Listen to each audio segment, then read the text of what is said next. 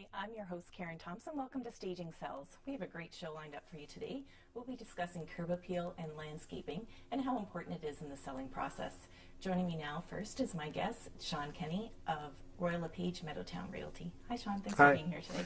Glad to be here. Thank you. I just have a few questions. Maybe what we can start off discussing is what curb appeal is and how important it is in the selling process.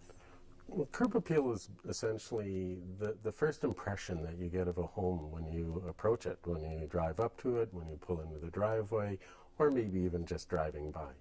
Mm-hmm. That's right. And why is it so important? Why do you feel that it's a benefit for any seller to really pay attention to the outside of a home? Well, if to be able to be attracted to a home, pulling up to it, it's the very first step of getting somebody into the home, which is really the primary goal when you're trying to sell your home, is to get people into it. People in, that's right. So before we begin talking about how it does benefit a seller, let's look at it from a buyer's perspective again. In your experience, when you're taking and going out with buyers to different homes, what is it that these days buyers are looking for in a home as you're driving by? Well, they're looking for well-executed landscaping. They're looking for good lighting in and around the home, both from an aesthetic standpoint and security. Mm-hmm. They're looking for a home that's in generally good condition, because a home is not in good condition on the outside, then they're naturally going to be concerned about what the problems may be inside that they can't see. They're also looking for the nice amenities of a home. Does it have a functional backyard, a nice patio or a deck? Are there nice bright gardens that they can enjoy? So it's the overall package of what they're getting on the outside of the home before they ever take a step inside. That's right. And once you do have a buyer interested in a property, as you know, you're spending a few minutes at the front door as a realtor trying to undo the lockbox. Mm-hmm. At that time, the buyers are looking around. Is there other things that they might be looking at? Are they checking out their neighbors? Are they? Oh, they're actually more systematic about it than you may think. Typically, you see a very regular pattern of possibly stepping back from the house, looking at the overall picture. How does it compare with the neighboring homes? Is it pretty? Is it? They're looking up, they're looking down, they're looking to the sides, they're looking. And we have a picture here that I thought we could just look at, and it does make all the difference when you're driving up to a home. Exactly. Just to see the curb appeal that comes along with it. Certainly, you've got beautiful manicured lawns, nice bright home, clean windows, all the things that tell you that that's a well-maintained home. That's right. And it sets the stage for what they're going to see on the inside. That's right. Great. We just need to take a quick break, but when we come back, we'll continue our discussion on curb appeal. Please stay with us.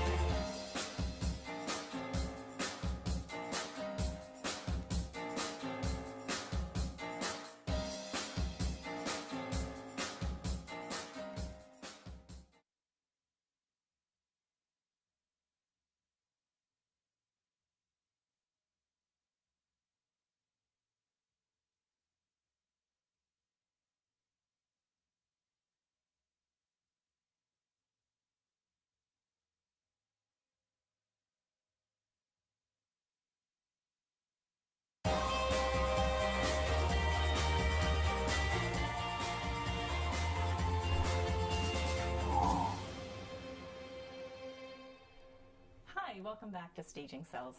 So Shawn, I thought maybe we could just talk about when a stager does go into a home, quite often it's assumed that it's the inside of the property. Right. Meanwhile, the outside is just as important, if not more important. Mm-hmm. So perhaps we could just touch base on things that your home stager would.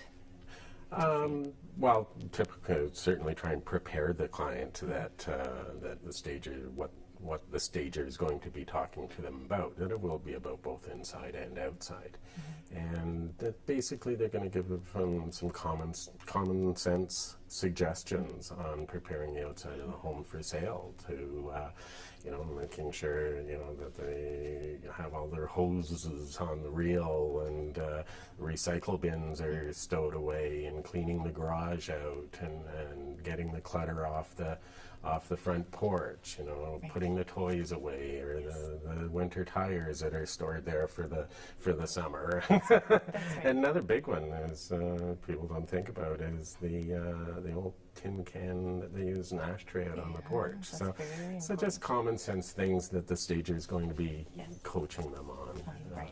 As they go through the process. That's right. Yeah, because I do speak with clients, and we need to pay just as much attention to the outside as the inside, and give it as much effort as you, especially for photographs, because like we just talked about, most people see everything online these days, and that's the exterior shot is the shot that really represents the house. Exactly. And when you're having a professional photographer come in to photograph your house for your listings and brochures and virtual tours and so on, which are so important, because when people are, as you say, people are looking primarily online when they start their home search, and as they're working through their home search. And the biggest cue that people are looking at online are visual. They want great pictures, they want virtual tours, and they want both inside and out. That's right. And color, lots of color. And lots of color, so that, when the garden's popping and so on. Now, of course, one challenge we have is that not all homes get listed in the beauty of August and July and the summer. But if somebody knows that they're going to be putting their house out, either from late fall through the winter, early spring, then a good idea is to prepare ahead of time. Have some nice pictures of your deck and of your patio, of your beautiful perennial gardens when they're in full bloom. And a big one is if you have a pool. Yes. And, have some pictures available to put in your brochures and put on your listings, because the last thing people want to see is a pool that's half drained with a cover on it. They want to see nice pictures of it. Of course, the trick is to have pictures without kids playing in the pool, because you want to depersonalize the home as much as possible. And you want to have them picturing themselves with the patio set up for a dinner party. And their own family in the pool. And their own family. Yes. Exactly, yeah. That's right. So, doing some of that advanced planning if you know. If you don't know, because things happen, sometimes it's December and you get that job transfer and you've got to put the house on the market. And so you're going to get pictures taken with snow and so on in them. If the house takes a while to sell, at the first opportunity, once the snow is cleared off the property, get your realtor to get the photographer back. Get some new pictures without snow. First of all, snow and real estate pictures in June are a dead giveaway that the house has been on the market since January, which is not a good thing. But they just look better, and the whole idea, as I said, is get people into the home. That's right. Now, I know we're just going to take a quick look at a picture of, again, it is when a buyer is doing that first drive-by, and we can see the windows are nice. Everything looks nice about this house from the street, and it's inviting. There's no, the lawn is, like you said before, manicured. There's no children's toys. No. It's very inviting. Yeah, and it's got a nice open porch, which people love to see in a home. And another word on porch is, again, I talked about having it cleared off, but have it inviting. Let people know that you enjoy your neighborhood, and whether it's a small table and chairs out there, to show that, this is a great neighborhood and we actually enjoy interacting with it. That's right, and sitting out, and it's very relaxing, and it's something that, now getting back to, sorry about the pictures about it being in the wintertime, it's very important to bring a photographer back.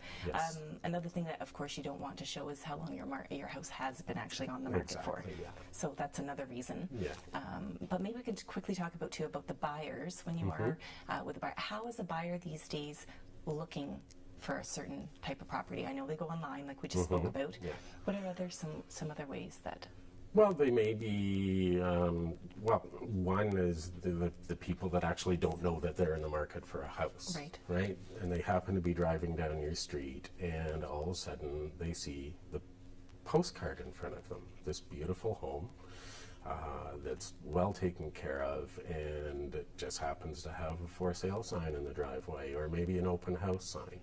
And it's that beautiful house that people are going to find themselves magically turning into the driveway and having a look. And you'd be surprised how often that actually happens. People that don't know that they're in the market, and they fall in love with the real estate calendar that they're driving by. That's right. I know we talk about too briefly, we're just going to look at another picture here, just some of the tips that you as a realtor will again get into with a seller and let a seller know to do.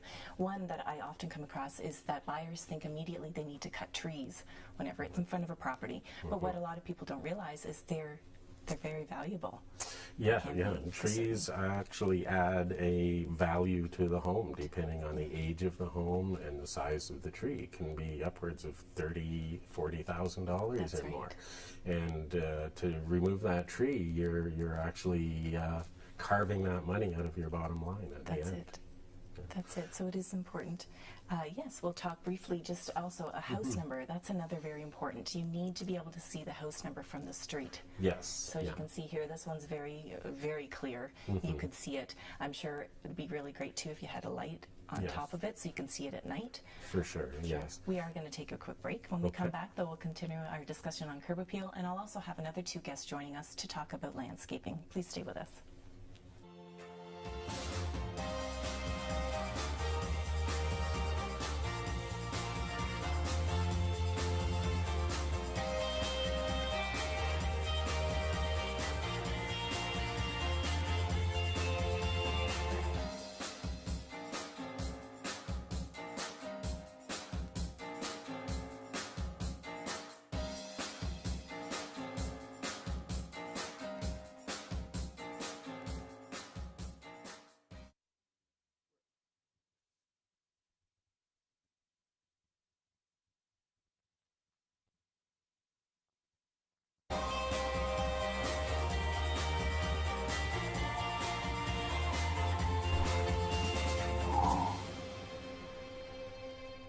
Hi, and welcome back. Joining us now is Shawn James and Mike Prong of Fern Landscaping and Eco Consulting. Hi, gentlemen. Thanks for joining us. Thank you for having us. We're here now to discuss landscaping and how important it can be when selling your home and how you can give tips to our sellers. What is a landscaper's job description? It's almost never-ending, jack of all trades. You have to be able to do everything from lighting to simple plumbing to obviously plant care and design. That's all great. And how far in advance would you suggest a seller actually start thinking about and looking after their? I would say ideally in the early spring, if you can start thinking of things in April. There are steps that you can take then that are really important to start rejuvenating a landscape. And if you've actually put some thought into what you might like to have done, or a good time to get some advice would even sometimes, depending on the type of company that you're looking for, throughout the winter is actually a great time that we really urge clients or customers to contact us. It allows us to sit down, make sure that we're covering all the bases that they're looking for. So like Shawn said, early spring or throughout the winter is a great time to do that, to contact someone in your region. Great. And what, in terms of tips, would you have for what's important, even just a few little things that we can let sellers know regarding their landscape? Well, you've got to look at the hardscaping and the planting, so all the stonework and so on. If you look at safety hazards and so on, maybe sandblast out the sand from your interlocking and put in fresh sand. That'll do a lot to brighten it up and look for areas that need to be relayed. You'll see people buy a home and then rip out all the overgrown shrubs, which is a shame because most of them, a lot of the multi-stem deciduous shrubs, like forsythia, for instance, if you cut it right back to the ground, almost below the ground, it'll come back beautifully, and by June, July, it'll be this tall again. So you can completely rejuvenate a landscape. Those giant junipers that everyone has, you can almost bonsai them. You can come in from underneath and clear the bark and expose them, and they won't be so overwhelming. limb up the spruce trees that are blocking the front door, put up with the lollipop appearance for a while, and that way you can keep the established look of the landscape, you can keep the value of it, but still have it look nice and fresh. Right. And in terms of properties that might have, loud noises, different things behind their property, is there anything you can suggest that someone can put up along a fence, just noise reduction? Well, we did a job recently locally that was right beside the highway. So we planted a lot of trees. We put in a water feature, so the water masks it. And our neatest touch was the trembling aspen, because the leaves whisper in the wind. So if you're sitting on your deck, that does a lot more even than a waterfall to mask the sound of the highway. And a waterfall will add 3% to the value of your property as well, so that's worth thinking about.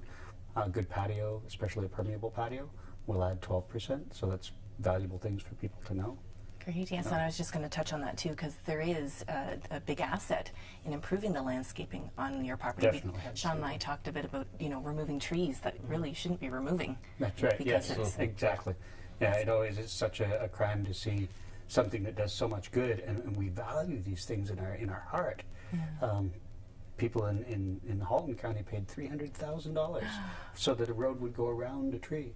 It's we have real value with these trees. That's right, that's right. Now, is there any trend, is there anything in landscaping at the moment that you guys are noticing when it comes to houses? Is there anything? Absolutely. Being in the eco sector, I guess we were, I don't want to say ahead of our time, but we've been doing this for quite a while, and it's really, really good now to see a lot of people embracing that ideology, people coming to us looking to implement different types of eco features, whether it be rainwater handling, like Shawn mentioned, permeable walkways or permeable patios that allow the rainwater to drain down into the water table as opposed to running off into the storm sewers, which, as we've seen in the last couple of years, especially around this area. And Mike, sorry to interrupt, but we're just going to see a picture here. Yeah. And I'm hoping we can just talk about it briefly. Perfect. It should be coming up here momentarily. And yes, we'll just get back to the landscaping and the eco. That's a huge. Yeah.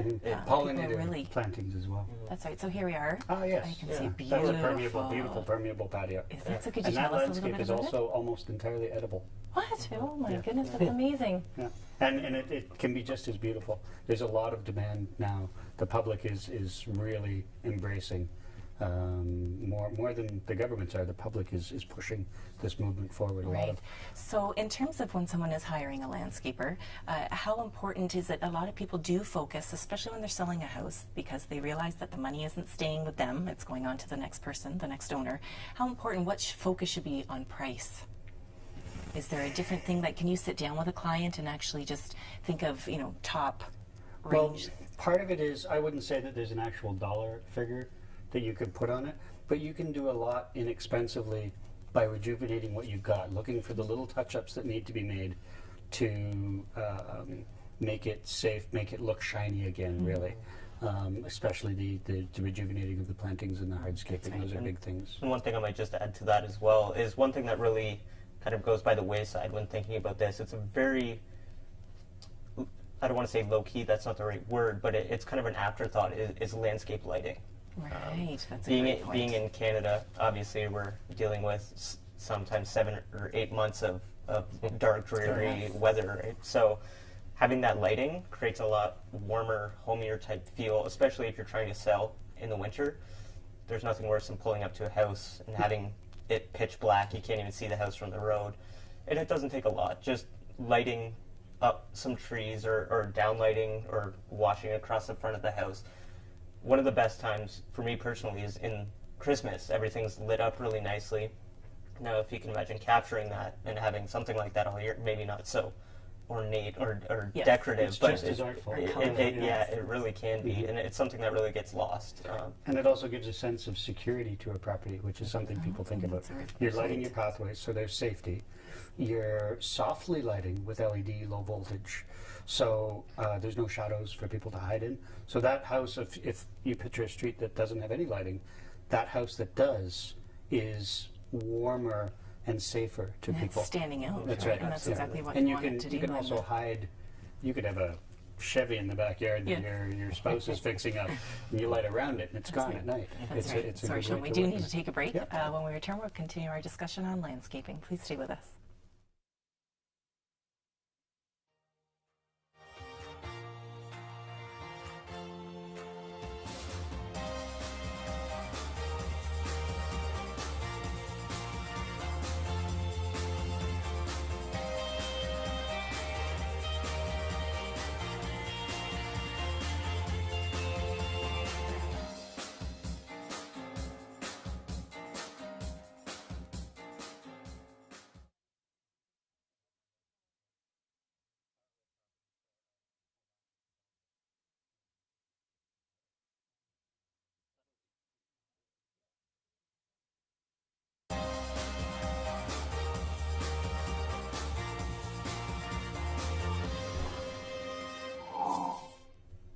Hi, thanks so much for joining us again.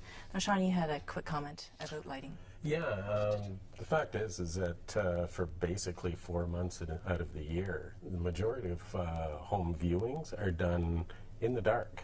Right. Like after 5 o'clock in the evening in the winter, it's dark. That's and right. so having that lighting is really important in terms of staging and showing a home. That's it for sure. Now, Shawn and Mike, do you have any tips that we can let our viewers know when selling their home? Sure. Well, a couple of things. If you're redesigning your garden, if you have existing perennials, you can divide them and spread them out and make drifts of them. But remember that flowers come and go. Texture will make or break your landscape. So you want a mix of bold, grassy, and feathery textures. And that's going to be far more powerful. And if you can take an element that's distinctive and repeat it through the garden, even if you went to the garden center every once in a while and bought stuff and it looks like it, taking an element and repeating it will tie it all together. Sorry. Now, Shawn, could we just get back to the shrub? I just wanted you to talk again about cutting it right down. Yep, it's We have called a picture. coppicing. Oh, We have a yes, yes, picture here that yeah. we'll bring up. And that's briefly. People are inclined to kind of wimp out. I would Be be. ruthless. I would, yeah. Want I nothing would but be. little There you circles are. left. Just use a pair of loppers or even a sawzall in early April. Cut it right to the ground. Yeah. Nothing left. Right. And You'll think of the day that you're sure I lied to you is the day it'll come back. But this shrub is already about 3 feet tall now. And is that with all shrubs or just certain kinds? Or? Multi-stem deciduous shrubs. There's a few exceptions. I wouldn't do lilacs because you just get leaves forever. Variegated dogwood as well is one that's kind of iffy. Variegated plants come back with a lot of white foliage. Right. But it's a great technique, and really, honestly, it works. That's excellent. Now, I do get asked quite often, is there a trick, a home remedy that we can use on weeds? There are two things that work reasonably well, and they work better in tandem. One is a wonderful invention called a dragon weed burner, basically a flamethrower for homeowners. And it kills all the annual weeds, and you get this real satisfaction from the seeds popping like popcorn, and then they don't come back. But the perennial weeds may come back again, and then you can use vinegar on them. Perfect. And sometimes it takes a few applications, great. but it does work. Perfect. Well, thank you very much, Shawn, and Mike, for joining us. We really appreciate it. Thanks for all the you. information. Wonderful. Join us again next time where we'll continue bringing you all the latest tips and trends on home staging. See you again next time.